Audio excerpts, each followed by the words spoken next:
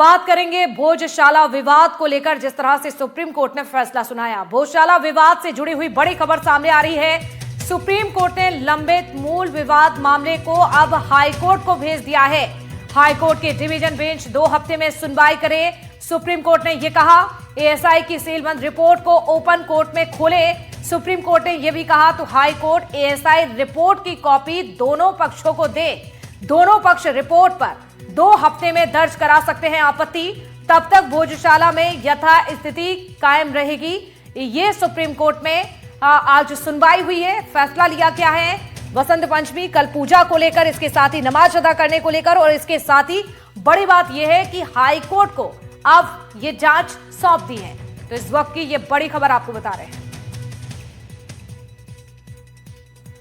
तो इस वक्त की बड़ी जानकारी यही है। देखिए, जो सुप्रीम कोर्ट में आज सुनवाई हुई है, एएसआई की सीलबंद रिपोर्ट को ओपन किया जाए और ये जो है वो हाई कोर्ट में खोला जाए, ये सुप्रीम कोर्ट ने कहा। हाई कोर्ट एएसआई रिपोर्ट की कॉपी दोनों ही पक्षों, यानी कि हिंदू समुदाय और मुस्लिम समुदाय जिनकी ओर से यह याचिका लगाई गई थी, दोनों ही पक्षों को दे।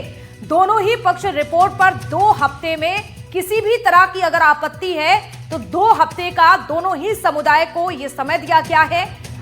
इस पूरे मामले को लेकर अगर आपत्ति दर्ज कराना है तो 2 हफ्ते में करा सकते हैं, लेकिन तब तक यानी कि 2 हफ्ते तक भोजशाला की यथास्थिति कायम, यानी कि इसी तरह से रहेगी। यह सुप्रीम कोर्ट ने अपना फैसला सुनाया है। चलिए, और ज्यादा जानकारी के लिए हमारे सहयोगी भोपाल से हमारे साथ आशीष भार्गव जुड़ चुके हैं, संवाददाता। माफ कीजिएगा, इस वक्त हमारे साथ आकाश, हमारे सहयोगी जुड़ चुके हैं। सीधे रुक करेंगे। आकाश, भोजशाला विवाद सालों पुराना ये विवाद है, लेकिन विवाद पर सुनवाई आज हुई है। अब देखिए, हाई कोर्ट को लेकर भी कई बड़ी बातें सुप्रीम कोर्ट ने कही हैं। बताइए जरा क्या कुछ हुआ। देखिए, दरअसल 23 जनवरी यानी कि कल जो बसंत पंचमी है, बसंत पंचमी पर पूरे दिन भोजशाला परिसर में पूजा की मांग को लेकर हिंदू पक्ष ने 20 जनवरी को एक याचिका लगाई थी सुप्रीम कोर्ट में, और इसी याचिका पर सुप्रीम कोर्ट में आज सुनवाई हुई है, जिसमें एक अहम फैसला देते हुए कोर्ट ने दोनों पक्षों को अपनी पूजा करने की और नमाज पढ़ने की अनुमति दी है। कोर्ट ने यह कहा है कि 12 बजे तक हिंदू पक्ष पूजा कर सकेगा। इसके बाद 1 बजे से 3 बजे तक का जो समय है, इसके लिए मुस्लिम पक्ष को नमाज पढ़ने के लिए अनुमति है, और 4 बजे के बाद फिर हिंदू पक्ष पूजा कर सकेगा। दरअसल हिंदू पक्ष ने यह मांग की थी कि इस दिन पूरे दिन अलग अलग तरीके से मां सरस्वती की पूजा होती है, धार्मिक अनुष्ठान होते हैं, इसलिए पूरे दिन पूजा की अनुमति दी जाए। कोर्ट में मुस्लिम पक्षकार के वकील ने यह कहा कि जुमे की नमाज का वक्त बदला नहीं जा सकता है, ऐसे में वो समय नियत रहेगा, लेकिन अन्य नमाज का वक्त बदला जा सकता है। सुप्रीम कोर्ट ने यह साफ किया है कि भोजशाला परिसर में ही नमाज पढ़ने की अनुमति होगी। इसके लिए अलग से बाकायदा व्यवस्था जमा और एक जगह चिन्हित की आने जाने की अलग से व्यवस्था हो, पूरी व्यवस्था प्रशासन को सुनिश्चित करनी होगी। सीलबंद लिफाफे में एएसआई को रिपोर्ट दोनों पक्षकारों को देने के निर्देश दिए गए हैं।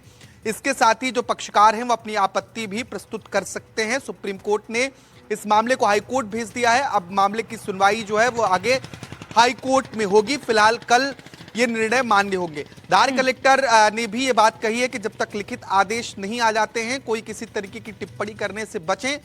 जैसे ही कोर्ट के लिखित आदेश पहुंचते हैं, उस अनुसार व्यवस्थाएं सुनिश्चित की जानी हैं। ये पहली मर्तबा नहीं है, इसके पहले भी करीब 3 साल ऐसा संयोग बना है जब भोजशाला में ये स्थितियां बनी है कि बसंत पंचमी और जुमा यानी कि शुक्रवार का दिन एक साथ पड़ा है। जुमे की नमाज मुस्लिम समाज के लिए बहुत महत्वपूर्ण है। तो ऐसे में अलग अलग कोर्ट के निर्णय हमें देखने को मिले हैं। 2013 और 16 के आसपास भी हाई कोर्ट आज की याचिका पर इसी तरीके के फैसले सामने आए थे, जिसमें जिला प्रशासन ने पर्याप्त व्यवस्थाएं की, और इस बार भी कोर्ट ने ये कहा है। तो निश्चित तौर पर यहां पहले से क्योंकि पर्याप्त व्यवस्थाएं सुनिश्चित की जा रही हैं, किसी प्रकार की परिस्थितियां ना बिगड़ की पूरी है।